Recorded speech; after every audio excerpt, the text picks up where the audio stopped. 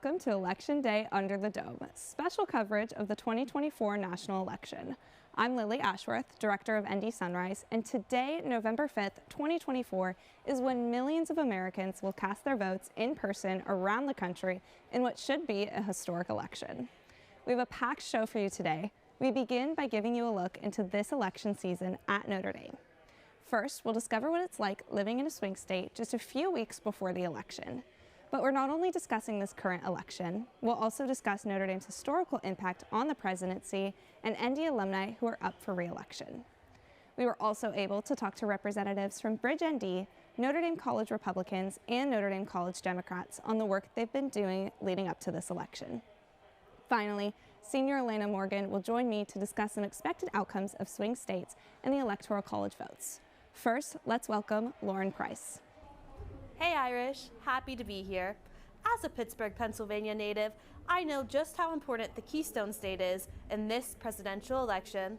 With 19 Electoral College votes and its history of voting both blue and red, Pennsylvania sees a lot of action during national elections. And with fall break being a bit later this year, I saw quite a lot of presidential campaigning while I was back home. Every election year, swing states have a drastic impact on the winning presidential candidate. However, this year, the state with the biggest impact on the presidential election is my hometown state of Pennsylvania. According to a Decision Desk HQ analysis, the candidate that wins Pennsylvania has an 85% chance of winning the presidency. This is due to Pennsylvania's large number of 19 Electoral College votes and evenly distributed political makeup. Putting an even bigger spotlight on Pennsylvania, this past July, an assassination attempt occurred at a Trump rally in Butler, about 45 minutes outside of downtown Pittsburgh. This assassination attempt critically injured two and took the life of one in attendance at the rally. This not only brought attention to the presidential candidate, but created even more turmoil between political parties. Because of the importance of the state, both Kamala Harris and Donald Trump have put more time and money into their Pennsylvania campaigns than any other state. When I traveled back to my hometown of Pittsburgh, Pennsylvania for fall break, I had the opportunity to witness both candidates' efforts firsthand. To begin, both candidates have put a major emphasis on television advertisements, as there was not a single commercial break without at least one ad from a presidential candidate. Both also had advertisements anywhere from yard signs to billboards on almost every road I drove on. I also received many text messages, phone calls, and voicemails from their respective campaign teams. I additionally got many flyers in the mail to both my home address and my dorm here at Notre Dame. I noticed that Trump's team favored the digital advertisements, while Harris's team favored the paper advertisements. Throughout the fall, both Harris and Trump have had several rallies across the Keystone State. While I was home, Trump had a rally in Pittsburgh, a publicity stunt at a McDonald's in Philadelphia, and attended a Sunday night Steelers football game against the Jets. Kamala Harris also held a rally in Pennsylvania during the same week. Yesterday, both candidates visited the Steel City yet again in a final effort to win the oh-so-coveted battleground state. Only 15 minutes apart from each other, both Harris and Trump chose to hold rallies in the evening. After her visit in Allentown, Pennsylvania, Kamala Harris's Pittsburgh rally featured celebrities such as Andra Day, DJ Ari Cool, Dean Nice, and Katy Perry. Donald Trump hosted a rally in Reading, Pennsylvania on Monday afternoon before heading to Pittsburgh. Trump held his Pittsburgh rally at PPG Paints Arena, home of the Pittsburgh Penguins, that same evening. Tonight, we'll see how the valiant efforts from both candidates plays out. Now, sending it back to the desk. And just like Pennsylvania, Notre Dame's campus has a diverse range of opinions on today's election. We were able to sit down with Ashlyn Poppy and Maddie Colbert, the senior advisor and fall president of Bridge ND. Bridge ND is a political club on campus focused on bridging the partisan divide through discussions about national policies and the voting process. Emmie Vajda of ND Sunrise talked to them about the work they've been doing this semester. Thanks so much, Lilly. I'm now here joined by the executive board of Bridge ND. Hi. So what can you tell me about your club? Would you be able to tell me a little bit about the main purpose? Yeah, do you want to start, Maddie? Sure. So Bridge ND, our mission is to bridge the political divide on campus by having civil discussions about important topics with students. So.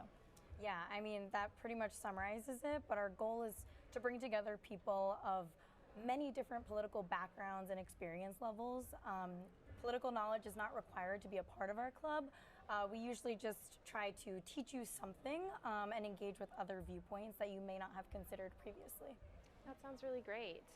Can you describe some of the events or initiatives that your club has organized to foster understanding between different political perspectives?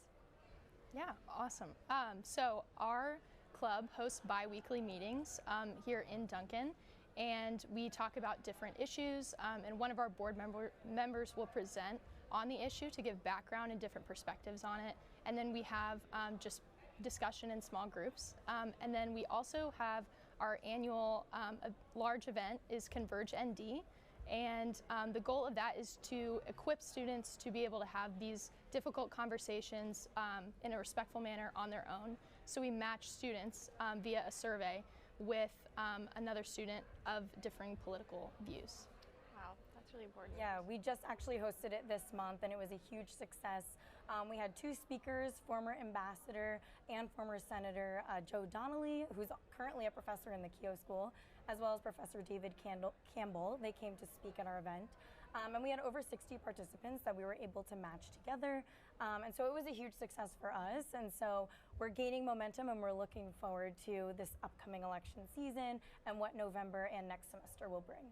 That's awesome. Have you encountered any challenges that you faced when trying to facilitate discussions between individuals with opposing viewpoints, for example? Yeah, I mean, I think that's always a challenge, especially at Notre Dame, where we do have a ton of viewpoint diversity, and that's what allows a club like Bridge ND to operate. People are willing to come out and share their perspectives. Of course, that does sometimes lead to conflict, especially when it's topics that are really hit close to home for certain people. We try not to shy away from challenging topics, though, because sometimes those are the most fruitful conversations. In order to tackle that, we tend to go through our norms of discussion and our general rules of Bridge at the beginning of each meeting. Some of those include like active listening and not speaking over others, and having individuals represent only their own opinions, not the opinions of groups that they may be a part of on campus. We do this on purpose so that people feel more open and the environment feels like one where people are comfortable to share about their own experiences, because some of these conversations can be really deep. That makes a lot of sense. How has the club collaborated with other campus organizations or any other clubs to promote dialogues? Yes, so we've collaborated with a few student groups on campus in years past. This year we're collaborating with student government on an event for the election, so that's very exciting, and we're hoping to collaborate with more student groups next semester. Awesome. So will that next event be before November 5th? Yes, yeah. That's so exciting. Yeah. So how can students who are potentially interested in your club get involved in it? So first of all, we have a group me and an Instagram, so they can follow that and just join a discussion. We're very open club, and we really want to accept everyone who wants to join our discussions. So and it's a very casual environment. So we really encourage people to bring their friends, even if they disagree. And yeah, so the best way to join is to just come to our next discussion, which I believe is November 11th. Yes, November 11th. Our Instagram is bridge_ND. We're very active on socials. And I would just encourage people, no matter what your background is, you do not need to be a political science major to get involved in Bridge ND. This year we actually have a few graduate students who are studying engineering, and they come out because they enjoy the discussions and they enjoy socializing with their peers. So it's a really good way to bring people together. I've been involved in it all 3 years so far of my Notre Dame career, now as a senior advising the club, and it's just been really fulfilling and rewarding, and the people I've gotten to meet has really made my Notre Dame experience. So we encourage people to come out and chat. Yeah, well, thank you both so much for chatting with me today. Thank you. Thank you. Thanks, Emmie. Similar to Bridge ND, Notre Dame has a lot of resources and outlets for political dialogue. We'll hear more from organizations later in the show, but now I'm joined with Ryan Murphy, NDTV's political correspondent. Ryan is here this morning to talk about Notre Dame's history with the American presidency. Yes, I am. Even before Notre Dame's founder, Father Edward Sorin, came to the United States from France, he had a love for America, writing, quote, "I live only for my brethren in America. America is my fatherland. It is the center of all my affections." Even Sorin himself may not have been able to imagine the close ties Notre Dame would come to have with our country's top office. On the morning of another election day here at Notre Dame, it's worth taking a look back at the long relationship between Notre Dame and the presidency.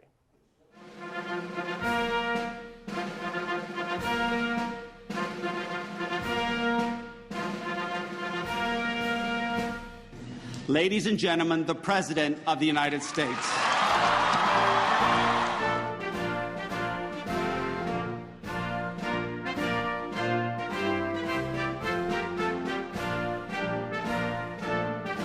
Notre Dame's relationship with the American presidency seems to be as old as the university itself. Notre Dame's founder, Father Edward Sorin, was a French immigrant, but an ardent American patriot. Sorin named one of the university's most prominent early buildings after George Washington, attempting to chart a path towards an American university. Notre Dame's relationship with the presidency itself would begin truly in 1935, when President Franklin Delano Roosevelt visited and became the first of 9 presidents to receive an honorary degree from Notre Dame.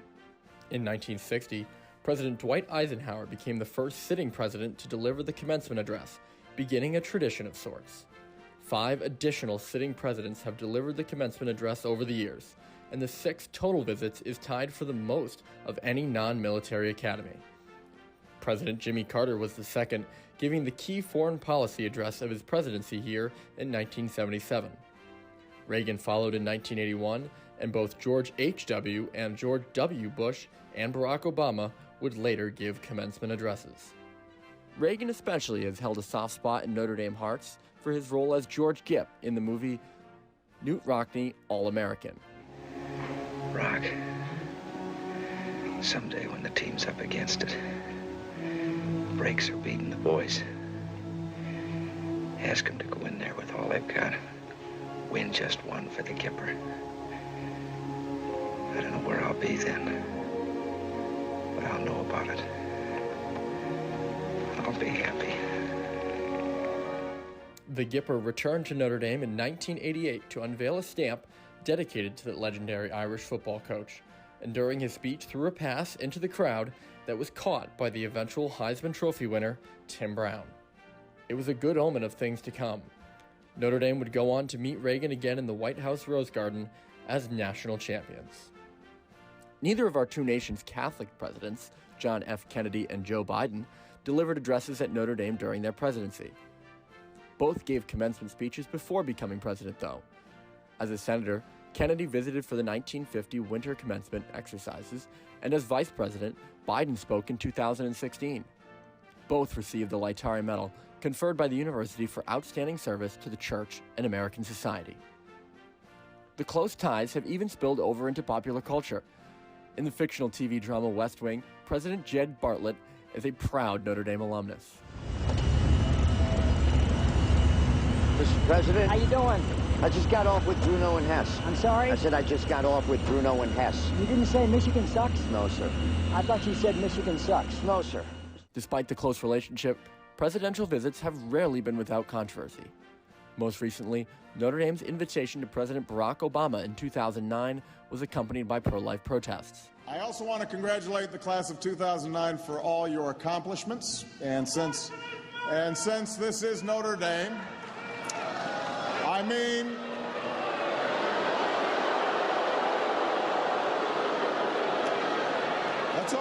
it's all right. And since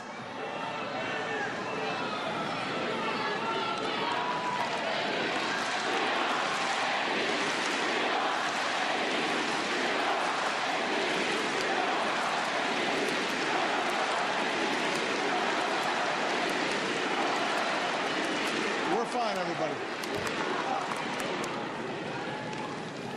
We're following Brennan's adage that we don't do things easily. We want to.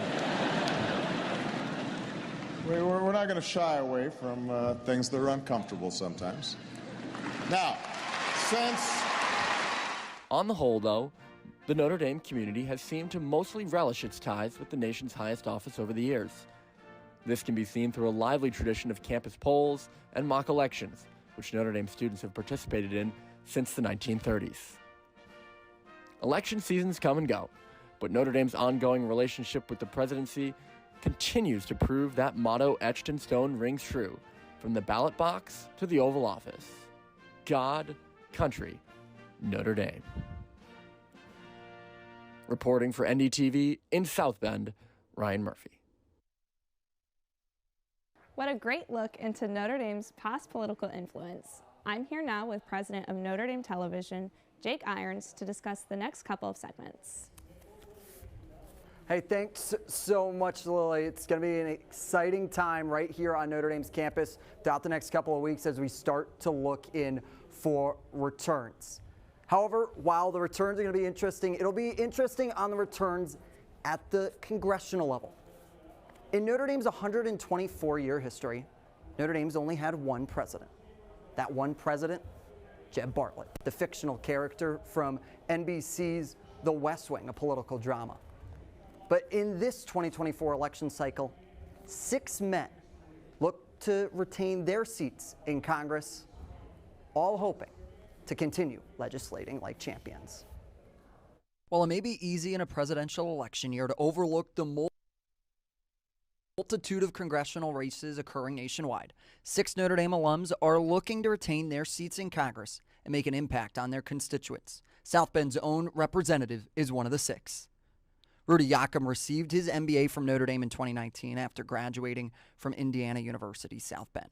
A South Bend native, Republican Yakum is running for re-election in Indiana's 2nd District. Yakum was first elected in November 2022 after U.S. Representative Jackie Walorski died in a car crash in Elkhart County in August 2022.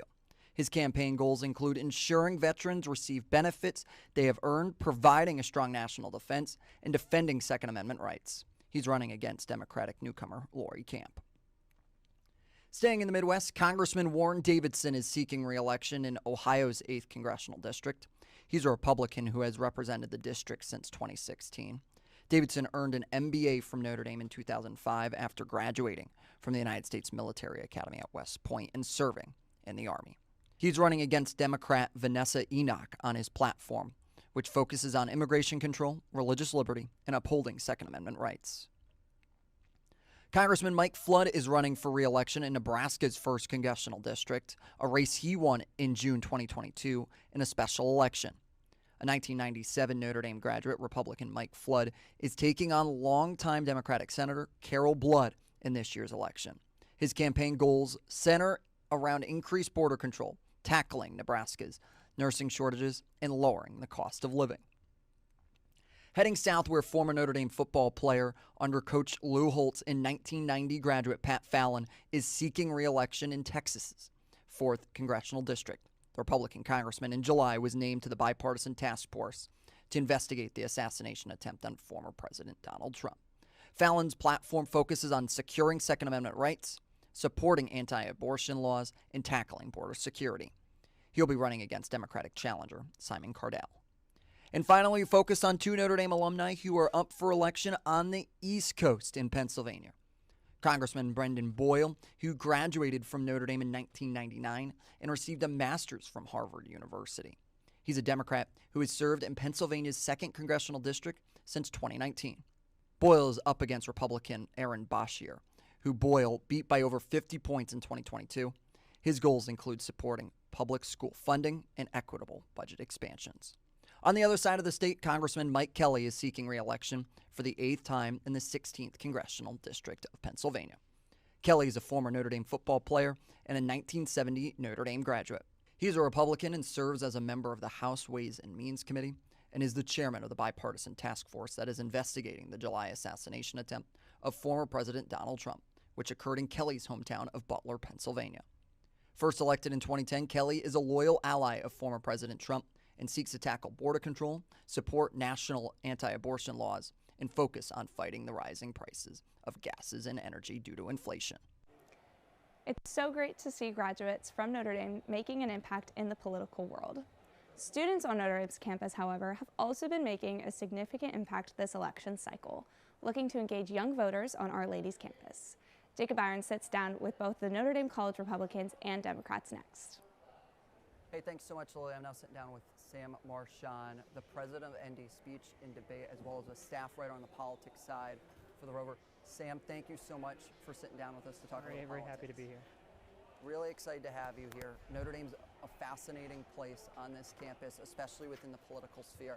I want to start with the lead up to this election. What have you seen so far here in South Bend, especially on Notre Dame's campus, that has maybe differed from years past? Since last year in 2023 to this year, what you've seen ultimately and what has been a really interesting election cycle? This cycle's got a lot of nuances to it that we haven't seen in the past. We can see insights from the poll that I conducted with Tree Thakur on behalf of the Irish Rover several weeks ago, that this is the first election cycle that the student body at Notre Dame has favored a Republican in 12 years. It was a massive shift from previous polling done by, I believe, ND Votes and The Observer and NDTV for the last couple of cycles. Yeah.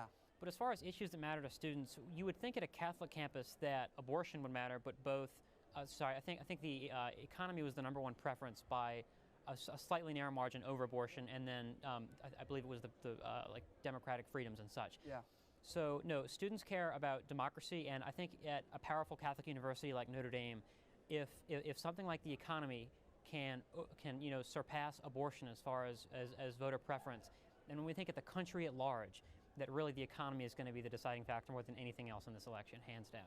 And you talk about the economy, and you think about it in the grand scheme. Do you think it matters to young voters, the economy, or do you feel like that's a very Notre Dame-centric young voter topic? When you look at the rapid increase in both the median purchase price of homes and mortgage rates, you can see that things that young people would care about, starting a family and such, those are going to be very relevant deciding factors as young people, particularly people graduating college, Notre Dame and such, are going to be considering when they go vote. So those are very relevant to the voter and to the young person at Notre Dame, 100%. Talk about the interesting aspect of the election cycle. What do you think has been some of the biggest challenges for either party so far in 2024, whether it's been mobilizing the vote or really trying to answer some of these tough questions? I mean, just to start with Democrats, they have really struggled to separate Kamala Harris from the Biden administration and make it sound like she is not purely an extension of Joe Biden. And Trump has really been hammering her on that since she assumed the ticket after Joe Biden dropped out. It's so like they have taken on the mantle of proving that Kamala Harris both endorses the actions of Joe Biden, but also would be a new alternative. And really, in my opinion, they haven't succeeded at doing that. Kamala Harris functionally fails to identify herself as a definitive alternative to Joe Biden. She's seen purely as an extension of Joe Biden and by extension Obama, which voters wholesale rejected in 2016 and are set to again this time around. For Republicans, it really is overcoming the Democratic rhetoric, not that it's truthful or not, but Democratic rhetoric of Trump being a fascist or a threat to democracy or whatnot. I published an op-ed in the Observer today on behalf of college Republicans addressing that issue more in depth. But so I think overcoming democracy issues for Trump and probably separating herself from incumbency for Harris. And what makes being on a college campus during an election so fascinating is the discourse between the two parties. And right now, what do you think the discourse has looked like between the college Democrats and the college Republicans here on campus in a very large sphere of a little bit of vagueness so far? So both Notre Dame College Republicans and college Democrats have agreed to do I think it's a bi-weekly series of opinion pieces in the Observer. That's productive dialogue there. I think Notre Dame really is a leader nationally as far as successful political discourse. You can see like that was the case in how the university handled discourse over like Palestine protests in the spring. Like the Notre Dame Forum this year under President Dowd has taken there's just like a set of discussions solely over the Palestinian issue. And so I think both the student body and the administration at Notre Dame are very capable and adept at having productive, peaceful, and civil discussions over pressing political issues without anything getting out of hand. I think we're very good at that. I think you've shown that so far this election cycle, especially within this. And you want to start talking about predictions here. It's a morning before the election and polling numbers start to come in, do you think there was an October surprise that really is going to shift the voters today? When we think of an October surprise in the sense that there was one in 2016, the Access Hollywood video of Donald Trump, and whether or not an October surprise materialized in 2020 or whether or not COVID-19 really served to be that the entire cycle, I don't think there was one this time around as far as some massive election changing event. I think Democrats tried to shift the narrative in the same sense they did with COVID-19 in 2020 with the replacement of Joe Biden with Kamala Harris. I think was really this late shift in the overall dynamic between the two candidates. We kind of saw that prefaced by having a presidential debate in June, or the earliest we've ever had them. Yeah. But no, I don't think that there's been any event really within the month of October that's amount to the stereotype October surprise that we've seen in past years, namely Access Hollywood in 2016. As far as predictions for this cycle, I mean, this is the best that Donald Trump has done ever, right? So when you see going into 2016, I think nationwide, you can check me on this, I think he was down 7 points in the polling averages. Yeah.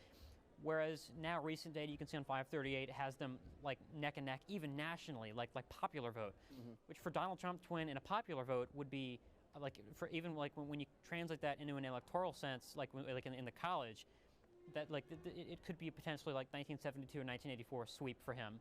But really, elections this close are hit or miss as far as predicting, and it really depends more than anything on voter turnout, especially in Pennsylvania and probably North Carolina and Michigan. You touched upon it right there, especially in these swing states. Is there a swing state right now? You talked about the margin of error. All these states that are deemed swing states are within that margin of error. Is there one that you think will go a certain way that is still pretty much up for grabs right now? As has been the case in the previous two elections, Pennsylvania really is probably going to be the most pivotal state for any winning candidate. Senator John Fetterman commented on this probably a week ago, talking about how even among his own Democratic base in Pennsylvania, support for Trump is profound. And even to see someone so firmly entrenched among the Democratic machine commenting so blatantly positively towards a GOP candidate and one as I'll say polarizing as Donald Trump really shows the way the wind is blowing in Pennsylvania, especially with the polls favoring Trump so much more than they ever have in the past. So yeah, no, I think Pennsylvania is going to be very positively consequential for the Trump campaign this time around, most definitely. Rounding out the interview, how are you going to be taking in tonight's events in the election? Where are you going? What are you going to be watching to see all the returns start coming in? Because there's a very real possibility that while there is all this hoof and ha about tonight, that there couldn't be a president at the end of the night. I'll be watching the election with some people close to me up in Michigan. I think, really voters this time around are tired of gaslighting. I think that when they look at Democratic promises of world peace and then they look at Americans on the street while the defense apparatus funnels endless billions to conflicts in Palestine and Israel, that's not world peace. Democrats have promised a successful economy, and Kamala Harris has defended Joe Biden's economic policies, and yet they go to the grocery store and pay 70% more for eggs than they did under Trump. Yeah. They see Democratic promises of unity and the accusation that Trump is a threat to democracy, while Democrats call Trump a Nazi and a fascist and label his supporters as garbage. Their voters are tired of being gaslit by the Democratic machine that's run the country and the economy into the ground over the last 4 years, and it's my opinion as a conservative on campus that the voters are going to punish Democrats for their hubris both, over the course of Biden's term and their conduct this election particularly.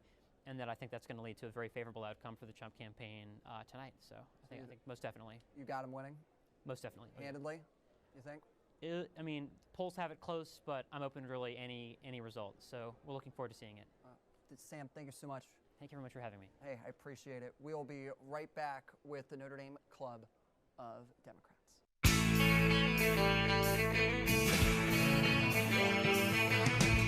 No one told you life was gonna be this way. Your job's a joke, you broke, your love life's the old way. It's like you're always stuck in second gear, when it hasn't been your day, your week, your month, or even your year. But I'll be there for you. I'll be there for you. I've been there before.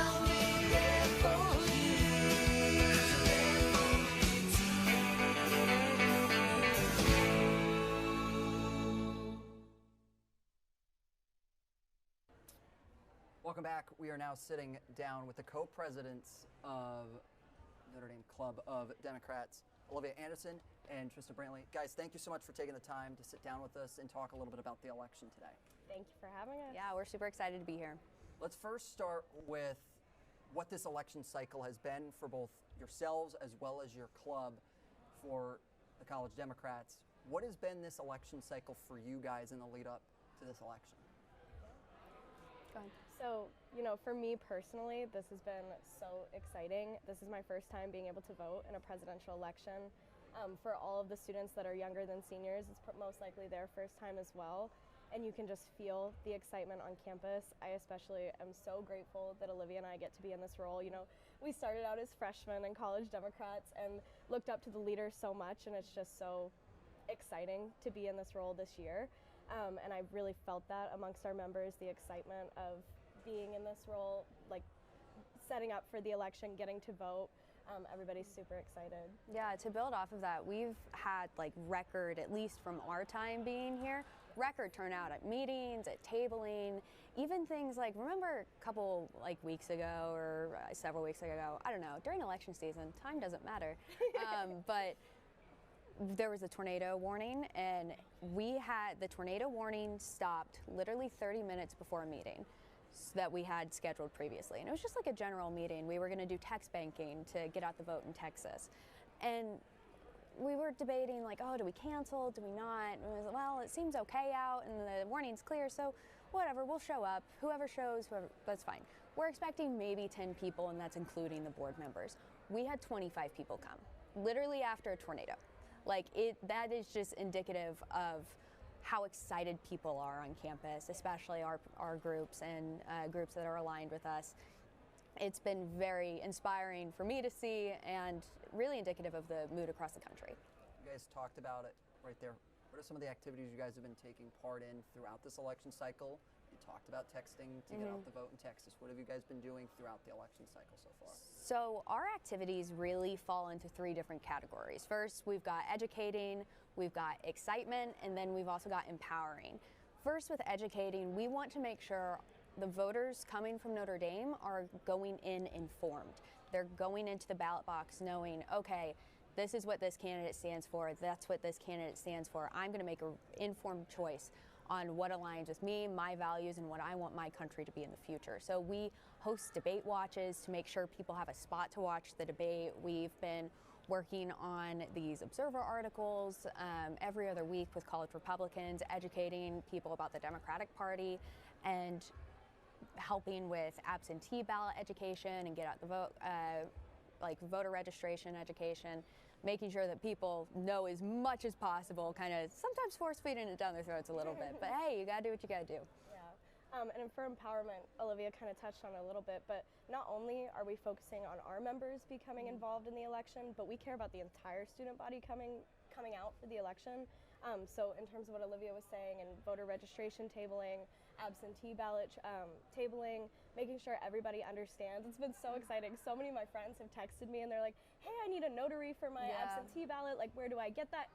My friends who aren't politically aligned with me, and it's just making sure that the entire student body feels like their voice can be heard in this election.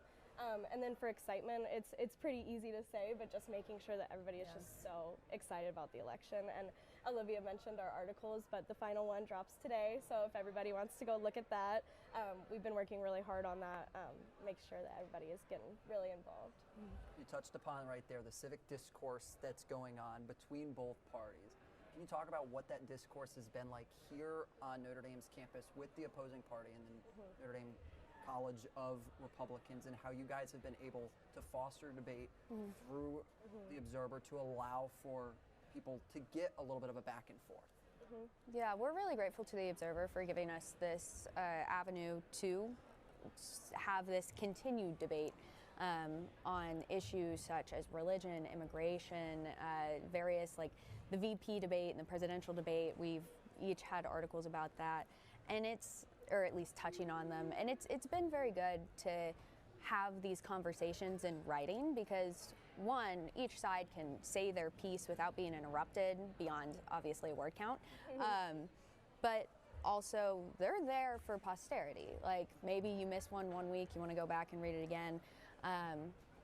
But it's also, like, you can hold college Democrats to a standard of we are there supporting our candidate, supporting democratic ideals, also supporting everybody in this country, no matter their race, religion, ethnicity, etc. And we're proving that through our articles. And it's been a great way to promote civil discourse on campus, because sometimes it's there, sometimes it's not. It kind of depends on the person, depends on the situation, like everything else on campus and beyond. But this has been a way that we can lead the way and really exemplify what it means to be civil in talking about politics in a constructive way. And to Olivia's point, I think that we've also made a really big effort, like not even within our club, to make sure that if we want to have a conversation with someone, like you're prepared to have that conversation and you're educated. And I think Olivia and I might have a skewed perspective being political science majors, but in a lot of my classes, the election is a huge topic, and there are obviously a lot of people who don't agree with us, with the Democratic Party. And I have felt that those classes specifically have helped to facilitate conversation. And I think that being educated through college Democrats, especially in our role and our members' roles, I feel prepared to have those conversations in class. And so I'm also thankful to Notre Dame's academic side of facilitating those conversations. Absolutely. And specifically for you guys are talked about being within the Notre Dame community and being entrenched in it. What are some of those key issues that you think Notre Dame students are bringing with them to the polls, to their absentee ballots, and when they went home for fall break to maybe take part in early voting? Yeah.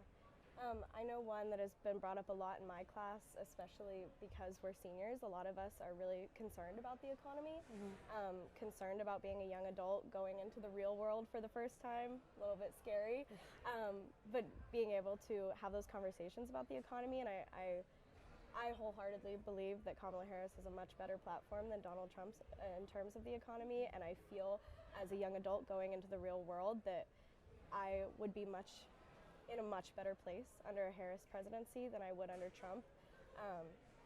And that I've had those conversations in class, and a lot of people have raised those concerns. So that's definitely one. And I want to ask on that, do you think it's a Notre Dame specific answer, that it's economy driven here at Notre Dame, or is it young voters everywhere that economy is one of those top priorities? That's a great question.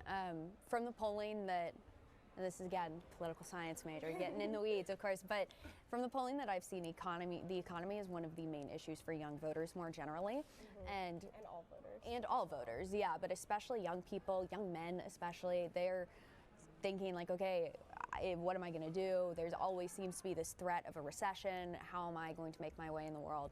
But I think the fact that we're seeing this continuity between Notre Dame students and the rest of the general population is really significant. I think that Notre Dame has a tendency to like get in that like Notre Dame bubble, not just with staying on campus and not going into South Bend, but almost exceptionalizing and like distancing ourselves from everybody else. But no, Notre Dame is a microcosm of the country at large. You talked about it right there, microcosm at large. How do you feel, if any, was there an October surprise this year so far? You know, honestly, nothing shocks me at this point. I feel like the last 8 years and the last amount of time that I've really been involved in politics, everything just gets more shocking to the point where you kind of get numb to a lot of it. I definitely think that there have been a lot of offensive remarks that have happened in the last week or so in terms of the Trump candidacy that have been particularly offensive, that I think will hurt him in the polls.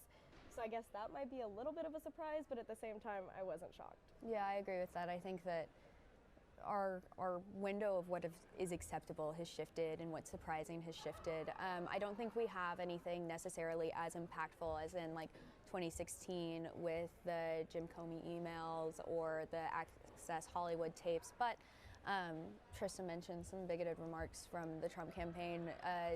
The Madison Square Garden rally, the remarks from the comedian that spoke at Trump's rally there, calling Puerto Rico a pile of garbage in the middle of the ocean, that has been breaking through because of how vile it is. But I hesitate to call it an October surprise, because this is not surprising. the rhetoric that has been presented by the Trump campaign thus far, both from surrogates like this comedian, but then also from Donald Trump himself, has put platform to this. So to answer your question, I don't think it's a surprise, but there are some new spicy things popping up. But I will say to that, to end on a more positive note in this question, I think a lot of students on campus as well as across the country have been really struggling to feel excited about a campaign because a lot of people would look at the two options and not feel very passionate about either one. And I will say the last month, everybody is so excited, at least in our, little circle of college Democrats. We're excited to vote for Kamala Harris. It's a joyful experience to do that. And so that, I don't know if that's a surprise, but it's definitely super happy to see that. Final question for you guys. How will you be taking part in the election tonight? Is it with your club? Or are you guys going to do something together or with yourselves? Yeah, so we are very excited. Tonight at around 6:30, come down to Jordan Hall, the atrium. We are having a nice formal dinner where we are going to watch the results come in. You can get all the details at our Instagram at ND College Dems, but it's going to be super fun. We're going to be catering some food, so you get free food out of it. Dress up, have a good time with your friends, bring your friends. It's really, really hard watching results come in alone. And something that we are very proud of with College Democrats is we are fostered this community of people who are both like-minded but also want to be around each other. We're all friends. We all hang out. It's very fun, and it's made this such a joyful experience, like Trista was saying earlier. So yeah, come down to Jordan tonight, and we're gonna have a good time. The results won't be in. Yeah, the results won't be in, but let's talk swing states. Really quickly, who do you have winning, and by how much?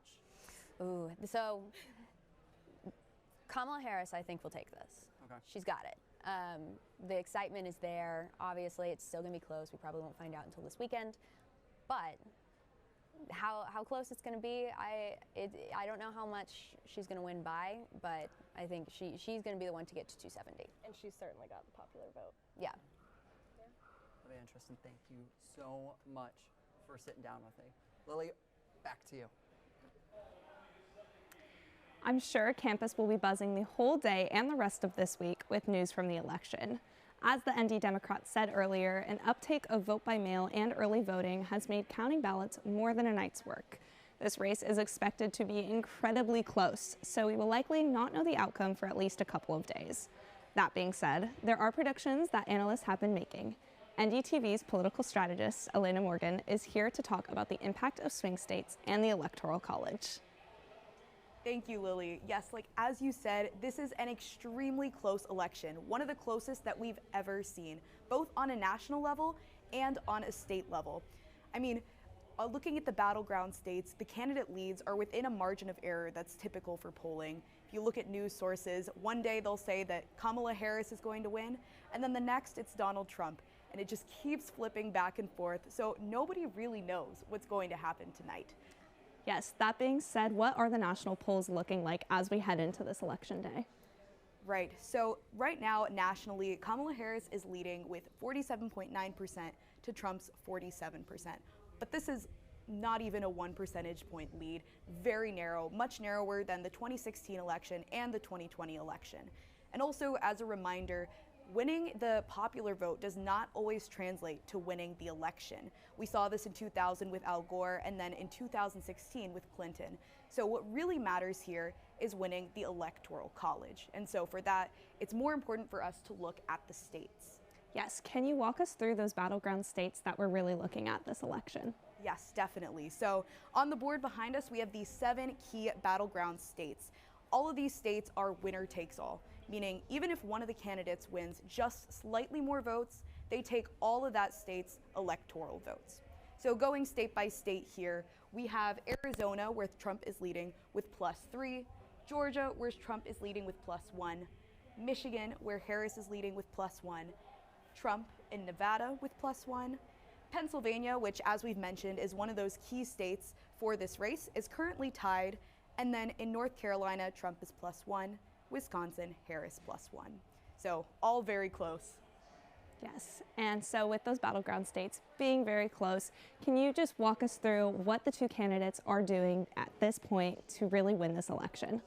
Yes, so what we have behind us is going to be the map of the country, showing different colors to show which states are likely to go in each direction. So the states color-coded blue are likely to vote for Harris, and the states color-coded red are likely to vote for Trump. With the exception of Georgia and Arizona, I went ahead and color-coded those blue, even though they're swing states, just so we can get an idea of what Trump's starting vote would be. So looking first at Trump's strategy, he starts with around 219 electoral votes that are pretty likely to go to him. He would likely win Georgia's 16 votes, bringing him to 235, Arizona's 11 votes, bringing him to 246, and North Carolina's 16 votes, bringing him to 262. Now at this point, Trump would really need to win one of the blue wall states, either Michigan, Wisconsin, or Pennsylvania. Because even if he wins Nevada, that's only 6 votes that would bring him to 268. So the most likely strategy for Trump here would be to take over Pennsylvania's 19 votes, which would give him 281 and be enough for him to win the election. Yes, and as we know from past elections, Trump has often been underrepresented in public opinion polling. This is especially pertinent in this election, as we know it's going to be very, very close. We'll find out in the next couple of days whether the polls will be more accurate this year, or if they'll under or even overrepresent his support during this election. Now, can we look at what Harris's most likely strategy is going to be? Yes, so we'll have the same map, except this time Georgia and Arizona are colored red because those are right now at least leaning towards Trump. So Harris's starting electoral votes are 226. That's a number that she's pretty likely to get starting off. Her strategy will really be straightforward, win the blue wall states. So if she's going to get Wisconsin's 10 votes, that'll bring her up to 236. Then if she gets Michigan's 15, she'll be at 251. And then once again, Pennsylvania is that key state. Getting those 19 votes would bring her to exactly 270, allowing her to secure the win. Looks to be an interesting night. Anything else we should keep in mind? So like we've all been saying, Pennsylvania really is the star of the show tonight. All eyes will be on that state. And that's pretty clear with the past couple weeks. Candidates have spent so much of their time campaigning in these states. I mean, at least 20 visits each just since September 1st. So much money, so many advertisements. And their main goal is going to be increasing voter turnout. Most people have already decided who they're going to vote for, so it comes down to which campaign is going to be most effective at mobilizing their voters and getting them out to vote on Election Day today. Yes, well, thank you so much, Elena, for the insight. We are going to take a quick look at our friends over from Shamrock.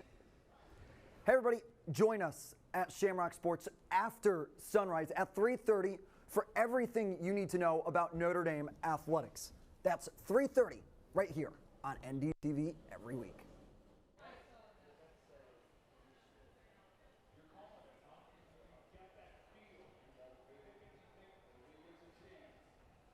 That brings us to the end of our special coverage on today's election. Thank you so much, everyone, for spending your morning with us. ND Sunrise will be back this Friday at 9 in the morning on YouTube and in the Duncan Student Center. Shamrock Sports will also be airing live at 3:30 this Friday, as well as on NDTV's YouTube page. Check out our other political coverage on our YouTube page to get a good look at election season at Notre Dame. Everyone here at NDTV wishes you all a great day, and most importantly, go Irish.